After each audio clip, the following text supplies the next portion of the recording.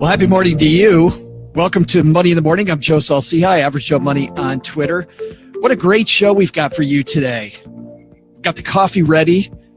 Had a fantastic board game night with the guys last night. Makes me feel a little tired today. A little extra strong coffee, but we've got some extra strong headlines. So, well, that's a bad segue. Let's move into them. The two headlines we're going to talk about today. Wealthy Americans. Turns out they've got the most student loan debt. I know that sounds surprising, so we'll dig into that. And then second, I love this. This is not so much a headline as just one little thing that I found on a blog. We're going to call it our second headline. Do one nice thing for your financial future today. That's today on Money in the Morning. Today's show brought to you by Stacking Benjamin's courses. You know, who would you rather learn from? Somebody who talks over your head, you're not sure exactly how finances work even after the meeting with that person? Well, guess what? We've got courses on saving half your income. Our partner, Kathleen Selman, saved half of her income, so we teach you how to do what she did.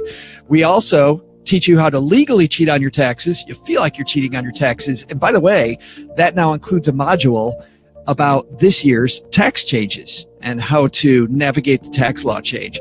Those are all at learn.stackingbenjamins.com. All right, we got lots to do, so let's get this party started, huh? Hello, darlings. And now it's time for your favorite part of the show, our Stacking Benjamin's headlines. Good morning to everybody hanging out with us live here on Facebook this morning. Good morning. Colton says he loves all of our board games. We love all of our board. Colton, you got to come down to the basement and play board games with us. Robin says, hello, kitty. Is my cat is behind us, of course. That's a little extra on today's show. And Dave questions whether this is a good show or not. Let us decide. Well, how about this, Dave? We're going to lead off with this headline, which comes to us from MarketWatch. And it's this kind of surprising one, isn't it? Wealthy Americans hold the most student debt. This is written by Jillian Berman. Says the 1.4 trillion in student debt is concentrated among the relatively well-off. Nearly half of outstanding student debt held by households aged 25 or older belongs to borrowers in the top quarter of the income distribution, according to an analysis of Federal Reserve data by researchers at the Urban Institute, a Washington, D.C. based think tank. Quote, how much you owe is not a measure of difficult circumstances, said Sandy Bloom, a senior fellow at the Urban Institute and one of the authors of the study. So people that have more student loan debt aren't necessarily the ones that are in trouble. It actually, as you dig deeper into this piece, it turns out most of the people in student loan debt that have problems paying it are people that didn't finish their degree.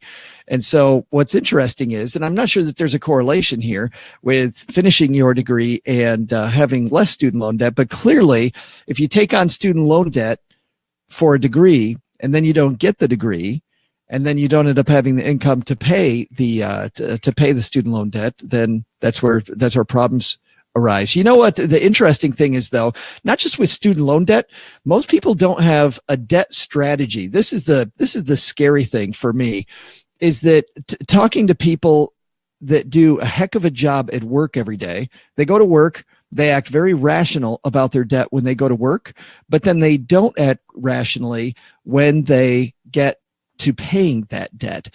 So when we take a look at our debt structure, we really want to be like the CFO of a company. Like how would a company think about restructuring your debt? Don't go at it emotionally. Attack it that way. What's the lowest interest rate debt that you have?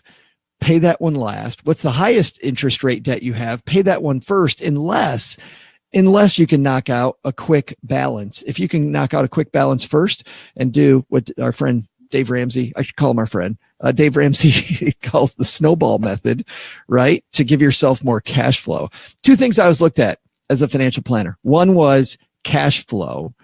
And number two then was interest rate. If we can make cash flow better and sock more money to the debt, that's what we want to do. Then, of course, Dave Ramsey has the whole program about just the win, right? Behaviorally, if we get a few wins under our belt, we're going to do a much better job. let's take a look at what's going on. Some interesting stuff in our Facebook chat room. People watching this live. If you're listening to this, you can watch us live when we record in the morning. We don't have a set morning time, so if you hang out at the Stacking Benjamins page, like you should, right?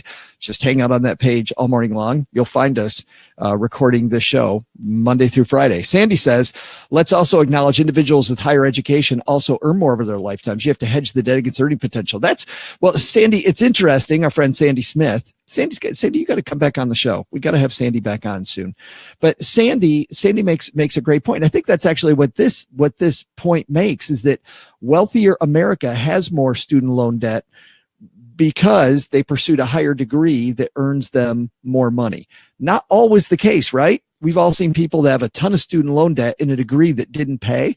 But generally speaking, people that have more student loan debt have it because they acknowledge more income potential. And our friend Roxana, hey, Roxana, says, had to pause the Stacking Benjamins podcast to watch this. That's meta right there. Pausing one of us. That's good. We like that. Pause one of us to watch the other one. But I think our takeaway there is what's your student loan strategy? Or overall, what's your debt strategy? Don't just have debt, have a debt strategy. Our second headline. How about that? We have never had that happen. Call right in the middle of our live taping. Second headline comes to us from Mixed Up Money. And I love this one. One good thing for your financial future today. I love doing these live, by the way. It's so interesting not having the ability to edit. It's this little condition we set for ourselves. Not going to edit it like we do the Stacking Benjamin show. Just going to keep rolling on. Cat in the background, people calling me. It's all good. I love this. Do one good thing for your financial future today. And you know what's cool about this? So I'm going to read a little bit of this piece and I'll tell you what's cool.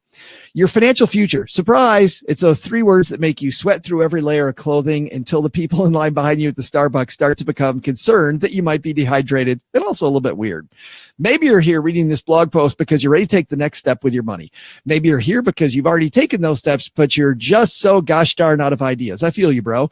You can only do so much for your money before you think, have I already hit a wall? Trust me, you haven't. In fact, the wall's so far away that from here, it just looks like a tiny piece of Hershey's chocolate. Now I'm drooling on my keyboard.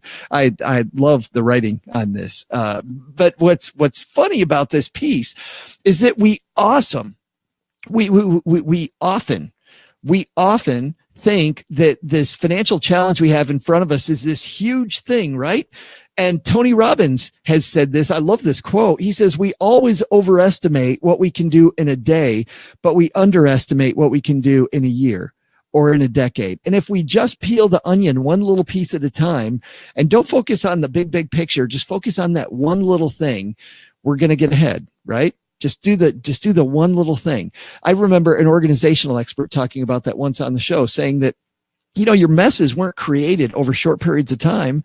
They were created over long periods of time. So give yourself permission to clean up one little mess at a time. So if you feel like your financial life is a mess, just pick off one and do it. And by the way, she's got some great ideas here. I'll put these in the comments as soon as we finish. But number 1, she says, we'll start with the obvious one, automate your finances. In fact, that can be a big one. Just automate one thing. Sign up for an account with Rise or Clarity Money. I like those. Tip yourself. I love. Automate one little thing, and then the next day automate another one. Number 2, allot yourself some spending money for your bad habits. I love this because people that budget way too tightly, you know what happens? They end up going on this boom bust cycle. I see. It seems like people get really excited about the budget, and then bam, they do such a great job for 4 or 5 days. They decide they deserve a really expensive steak dinner or a big screen TV. And then the budget's blown, and it's blown well worse than if they'd just given themselves a little mad money to go do some craziness with. Number 3, invest money, even just $100. You can ask a robot to do it if you're scared. They're pretty smart. Number 4, toss an extra bonus into your savings account. Number 5, start to build your emergency fund. Number 6, check your credit report. She has so many on here. It's awesome. I'll link to this in the comments on our Facebook page as soon as we finish. Guys, that's all we got for today. Thanks for hanging out with us, peeps, in the chat room. Everyone, if you're listening, have a fantastic day. Go Stacks and Benjamins. Bye-bye.